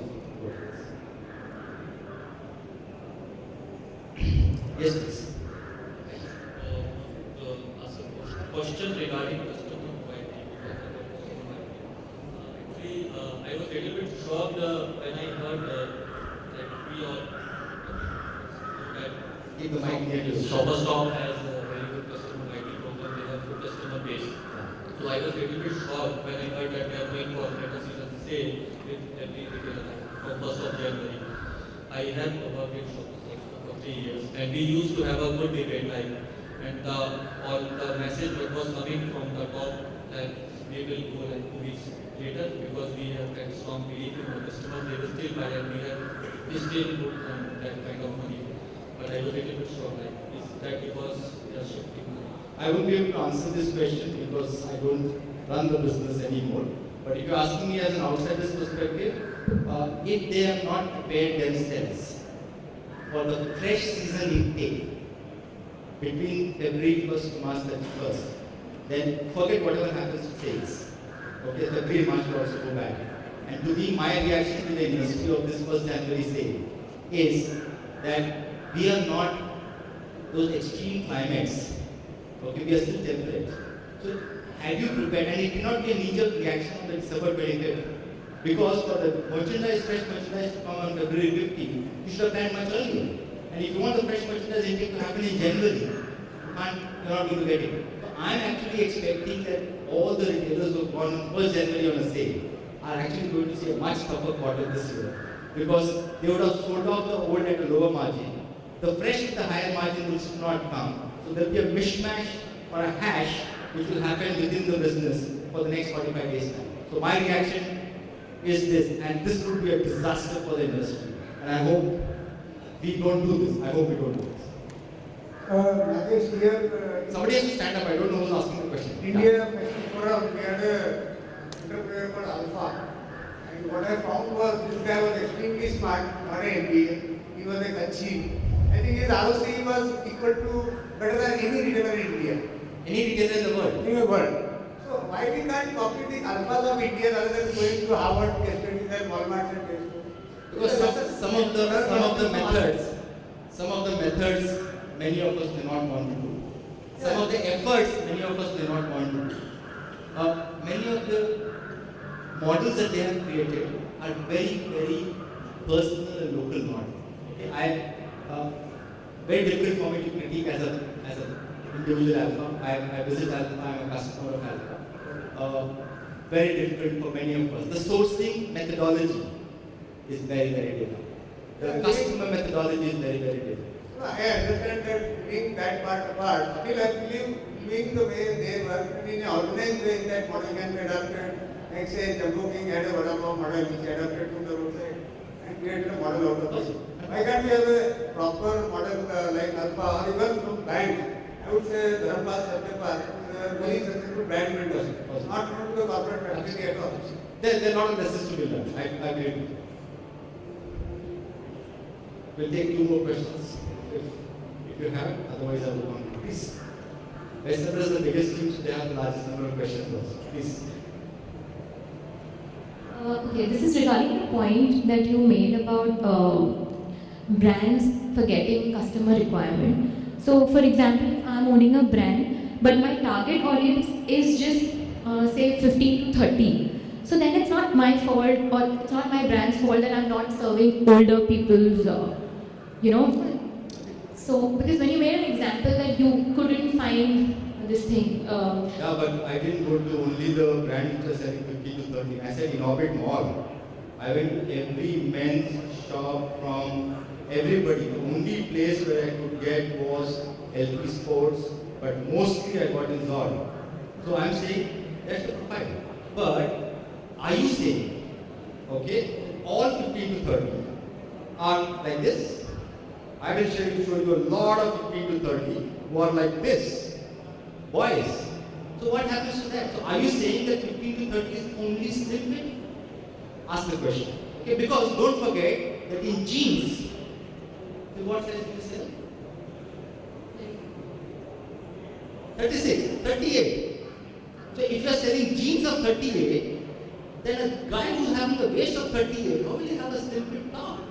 So this is a question. I'm not saying you are wrong or I am wrong. I'm just telling. So please, I'm saying if you're getting into a particular category, at least see if you're able to serve. If you say that I'm only selling to the most fashionable in guy in 15 to 30, I'm okay.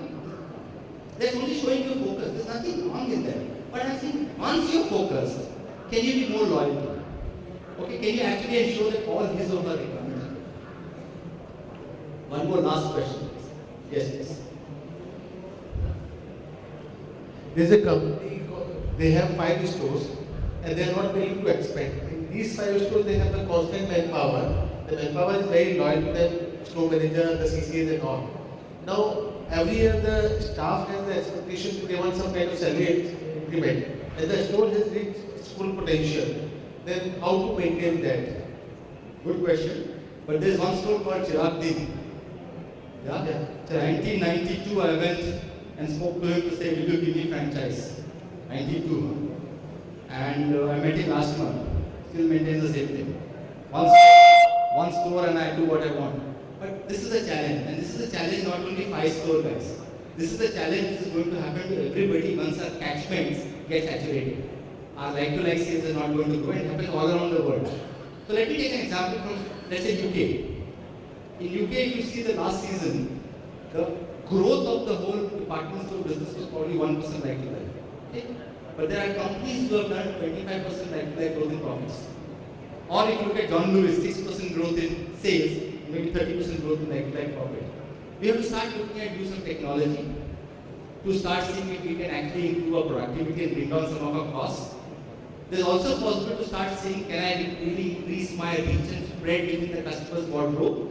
So if you're only selling shirts, can you add shoes? Can you add those kind of things to really reach a higher penetration? But if you have reached an optimum or a maximized penetration, okay, then you reach a stagnation. So the only thing you can do is you can maintain the cost.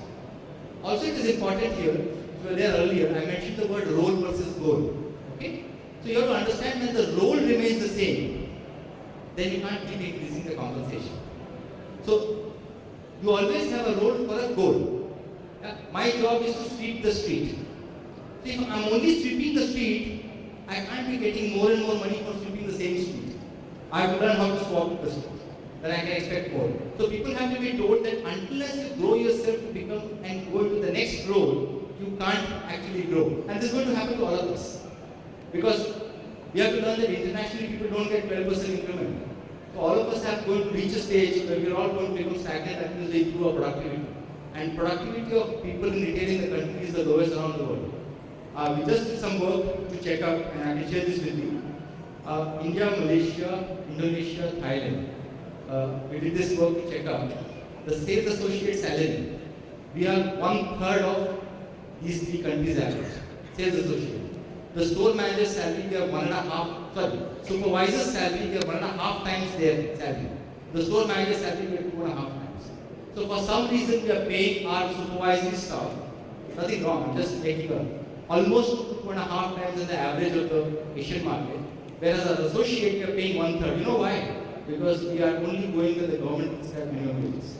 So there is an issue and we'll have to change this. Yeah? Ladies and gentlemen, thank you very much for all this time and patience and whatever you have done. I really appreciate this time.